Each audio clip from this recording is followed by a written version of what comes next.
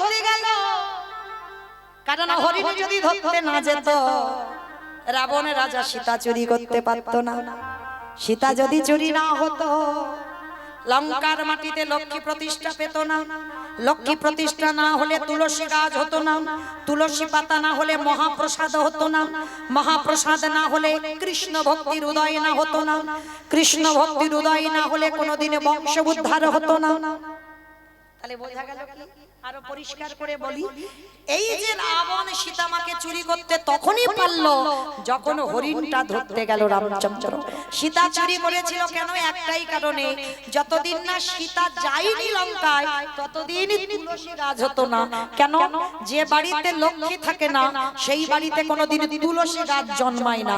যেদিনই লক্ষ্মী গেল লঙ্কাতে তুলসী গাছ হলো। আর আপনারা জানেন ভগবানের সেবা দিতে গেলে তুলসী পাতা না হলে প্রসাদই হবে না। তুলসী পাতা লাগবেই, অন্য কিছু না দাও। তুমি যদি শুধু ওই ফল মিষ্টি যদি দিতে না পারো, একটু জল আর তুলসী দাও, ওটাই কৃষ্ণ সেবায় লেগে যায়। তুলসী ছাড়া গোবিন্দ সেবা হবে না।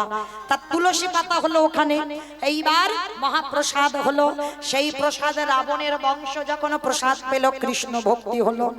আর কৃষ্ণ ভক্তি যখন হলো রাবণের 1 লক্ষ ছেলে 1.25 লক্ষ নাতি, বংশে বাতি দেবার মতো কাউকে রাখল না। তাহলে রাম রাবণের যুদ্ধ কেন হলো? ওই রাবণের বংশটাকে উদ্ধার করবার জন্য রাম রাবণের যুদ্ধ শুরু হলো। নিতাই গৌর প্রেমানন্দে হরি বল, হরি বল।